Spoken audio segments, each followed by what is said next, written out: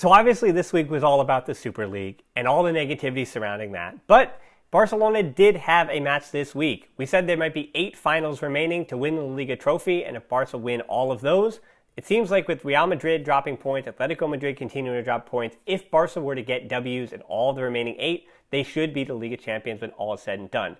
But there were worries, again leading into this one, that there might be some kind of a Super League news hangover. Players didn't seem too excited about this at all, and I think it's something that for them, because they didn't feel too excited about, it was something that they could easily kind of push out of their minds because it was out of their hands. Especially coming off the Copa del Rey win, I think that victory wound up meaning a lot more for these individual players, and the fact that all they can do, whether Barcelona's in the Super League or not, is win the Liga trophy. That is what is in their hands.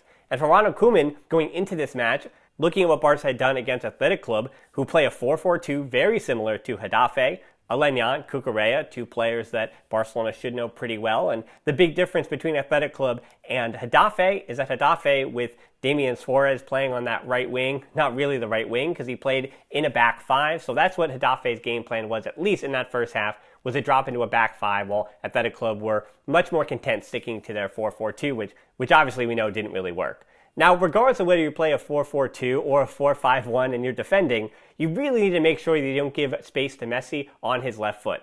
That's what Getafe did early, so Messi hits the underbelly of the crossbar in the 3rd minute. Warning shots from Messi for Getafe. Yet, the early yellow for Lenglet made this feel like it was a little more even. It was a foul on Iglesias, the first real free kick opportunity for Getafe, doesn't lead to anything. And then we jump to this goal from Messi, because the first half was a bit of Barcelona just breaking down Getafe, as you're supposed to do against a low block. You look for opportunities over the top, and you look to put Pedri and Messi on the ball facing forward. You also look to get Busquets plenty of time on the ball. Put a pin in that, we'll get to it later. But I guess we can get to it now, because Busquets, for that first goal, he was given way too much time and space on the ball, threads it right through to Messi, still had a bit to do, kept his balance, and scores his 24th goal of the season. By the way, that's 2 more than Getafe have scored all season long, well, at least to start the match. It was 22-24 at that point.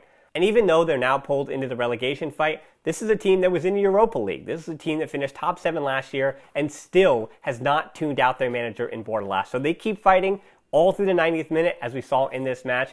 Cucurella is the one who I think deserves a bit of credit, or more credit on this goal than even the goal scorer. It's a cross into Angel Rodriguez, a deflection off Clement Lenglet. And this is all created because Getafe, while they were down 1-0 early, they didn't let that get to them. They kept pressing, they kept fighting, and they kept working on Barca's back line, who did well in possession to get out of trouble. But luck wasn't on Getafe's side at the Camp Nou. Chakla and OG not communicating properly, and this leads to the own goal. Nothing that the goalkeeper can do here. I do want to give a little bit of credit to Barca, because prior to this goal, the pressure from Barcelona, tracking the ball down, and in particular, Pedri trying to deliver balls over the top to Messi, Griezmann, and De Jong was making that back line, who weren't playing a high line, it was making them think about what was behind them vertically, not just the horizontal balls that Barca were spraying sideline to sideline. So I think that the pressure got into their head just a bit about that verticality, and that's what leads to them not communicating properly. But again, at the top level, this should have been handled, and it really shouldn't have been 2-1 at that point. But smelling blood in the water, Barcelona get the 3-1, Messi gets his brace, Lenglet wins the header, and it goes right to Messi, and Lenglet winning that header, again, after he had made that early mistake, got the early yellow, shook that off, winning the header, goes right to Messi. So the real question here is, how much does Messi do on purpose, and how much is Messi just having a little bit of luck and making his own luck? The way that ball hits the post, and credit to Messi choosing to shoot at a very, very tight angle anyway, but then that ball in stride, perfectly coming right back to Messi, where he can easily finish with his left foot, tucking it in, being the 25th goal for Messi of the season. Halftime comes, Araujo and ES Mariba come on for Piqué and Lenglet. This is interesting from Koeman. Was it because Piqué was still not fully fit, and was it for Lenglet just trying to keep his mind straight, and the desire to want to give Araujo some minutes and reward him for what had been tremendous form up to when Araujo was injured? De Jong, though, moves back to the left center back spot here, and Araujo takes the spot in the middle. Getafe also with 3 changes as well. Arambari was probably the most successful of the bunch coming into that midfield, and I think actually calming down the midfield a bit. Carlos Aleñá unfortunate day for him wanting to be in Barca next season, because it was one for Carlos Alenia to hope that the Barca coaching staff kind of throws out. Not his best day at the office, but Aaron Barry did settle things down quite a bit there in the second half for Getafe. 64th minute, Trincao also comes on for Sergi Roberto. And this kind of changes Barca to 4 at the back at this point, with Trincao solely sitting on that right wing and Roberto tucking in a little bit. There was a through ball from Busquets right after Trincao comes on, that Trincao too much on his first touch. And the Portuguese winger has not played a lot recently, so you get the feeling that that touch, maybe it was nerves again, maybe he was overthinking the opportunities he would get for the remainder of this season. So Barcelona at that point, I wouldn't blame necessarily the changes, but there was, I think, a lot happening for Barcelona in that second half, and they had also taken their foot off the gas a bit, being up 3-1.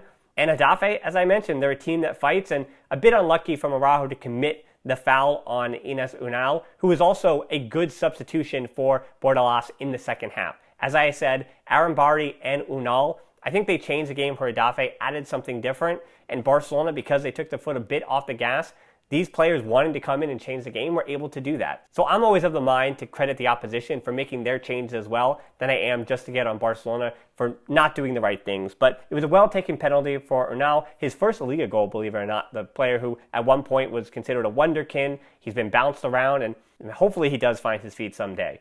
Barcelona almost get their fourth. Trincao, a square ball back to Messi, just not good enough again. Trincao just seeming a bit out of form at this one.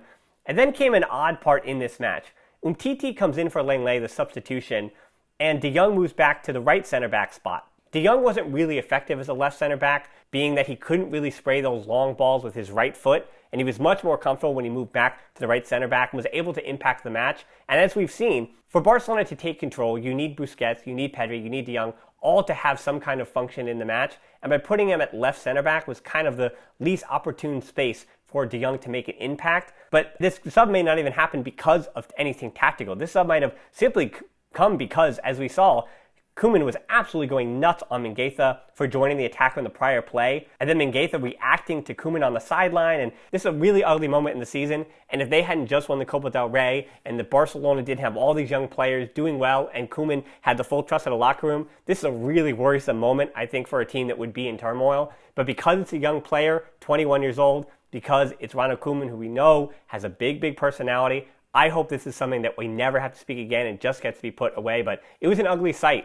Again, a little bit from the 21-year-old kind of asking questions. It was a little bit from Koeman being really fired up and maybe a bit too emotional of what I like to see, taking it on a player. So again, let's put that behind us. Umtiti takes the spot of De Jong as a left center back and kind of calms down that spot with his left foot.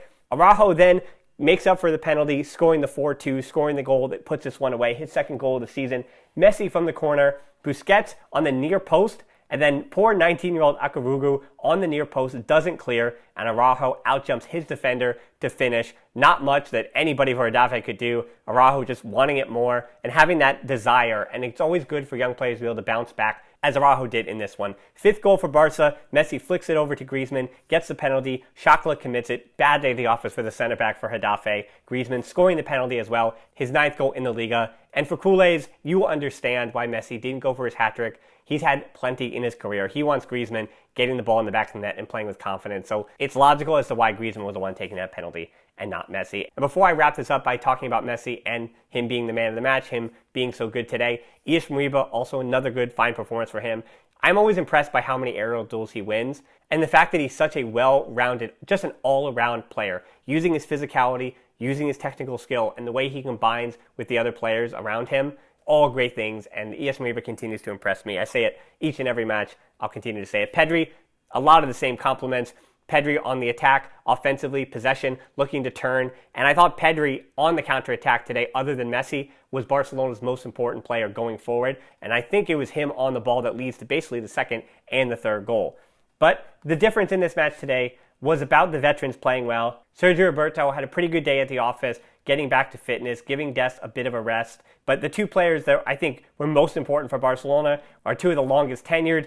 Sergi Busquets was the best midfielder on the field once again, and therefore Barcelona had the best midfield. 6 accurate long balls, stretched Getafe thin. They really didn't have an answer for Busquets because he was spraying passes vertically, horizontally, and they were just stretching Getafe much too thin. almost had 2 attempts on goal as well in this match. They didn't even count as shots, but he was getting in there. He was mixing it in. And I like to see that kind of movement from Busquets as well. He winds up winning 4 of his 5 ground duels, 1 of his 2 aerial duels, and he only lost possession, did Busquets, 5 times, which is a little bit below his average, which I know it sounds like a lot for Busquets, but Busquets was making the most of those opportunities today. Winds up completing 103 of his 108 passes, just dominating the midfield, getting an assist as well on the first goal that kind of set the tone for Barcelona in this match. So credit to Busquets. And then the man of the match is Messi.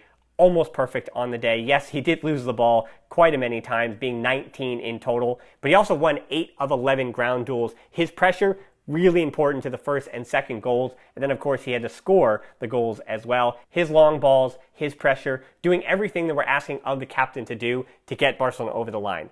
And it doesn't matter about what next year or the year beyond holds. Barcelona, when Messi's playing well, are better than every other team in the Liga. And today, Messi played well, and today, Barcelona got the 3 points. 7 more matches, the league is still in Barca's hand, so let's get it done. Forza Barca.